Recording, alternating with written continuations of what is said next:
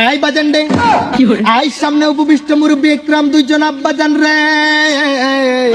ওই আমার বাপজান কান খারাপ করে শুনে রাখেন, আপনি এত চেতবেন না, নাহলে কিন্তু আমি বিয়ের প্যান্ডেল প্যান্ডেল সব লন্ড ভন্ড করে দেবো। একমাত্র আপনার মেয়ের জন্য আল্লাহ তাআলা আমাকে সৃষ্টি করেছেন, আর আমার সাথে যদি আপনি আপনার মেয়ের বিয়ে না দেন তাহলে আপনার বউকে আমি ভাগিয়ে নিয়ে যাবো। সরি না মানে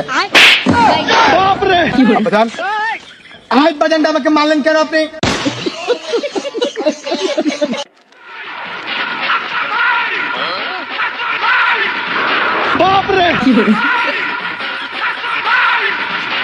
আব্বাজান, আজকে আমরা 5 ছেলে একসাথে বিয়ে করে ওয়ার্ল্ড রেকর্ড করবো।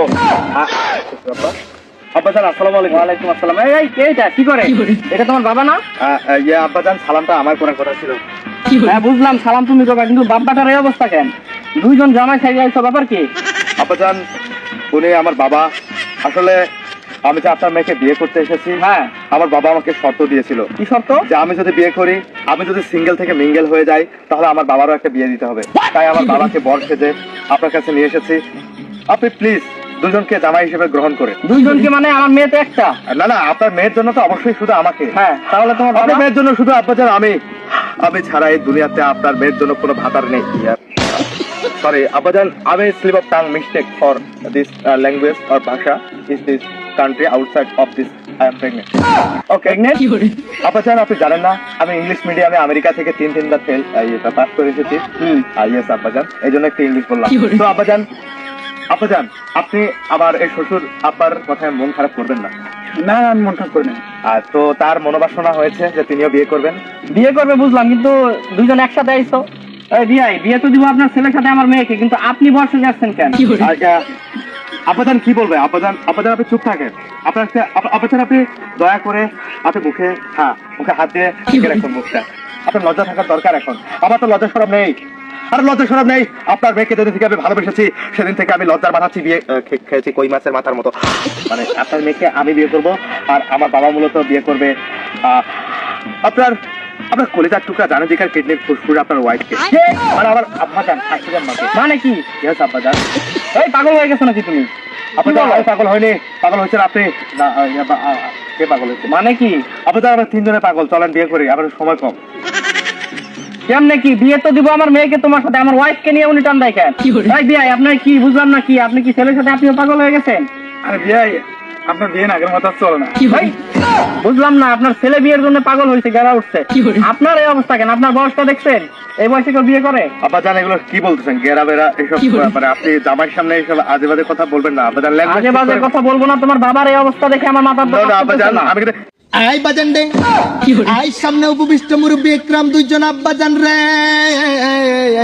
ওই আমার বাপজান কান খারাপ করে শুনে রাখেন, আপনি এত চেতবেন না, নাহলে কিন্তু আমি বিয়ের প্যান্ডেল প্যান্ডেল সব লন্ড ভন্ড করে দেবো। একমাত্র আপনার মেয়ের জন্য আল্লাহ তাআলা আমাকে সৃষ্টি করেছেন, আর আমার সাথে যদি আপনি আপনার মেয়ের বিয়ে না দেন তাহলে আপনার বউকে আমি ভাগিয়ে নিয়ে যাবো। সরি না মানে আই বাজানটা আমাকে মারলেন কেন আপনি?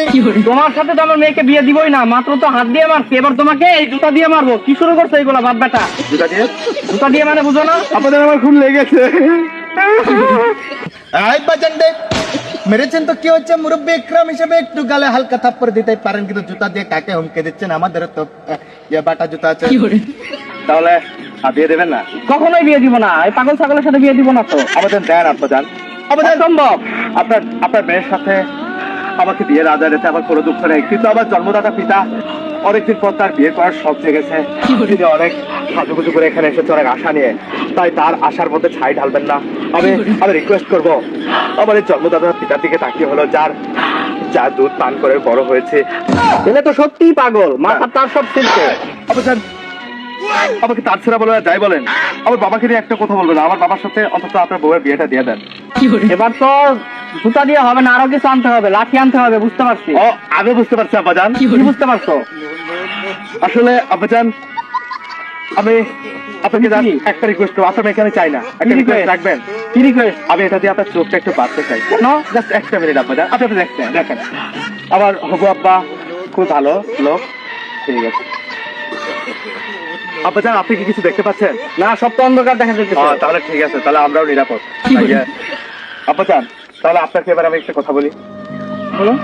আসলে তার মেয়েকে দেয়নি তাই বলে আমরা যেহেতু কাপুরুষ নই, আমরা আবার তার মেয়েকে দরকার হলে বিয়ে করবো না, কিন্তু আমরা পালাবো। এই কই গেল? এই পাগলের দল!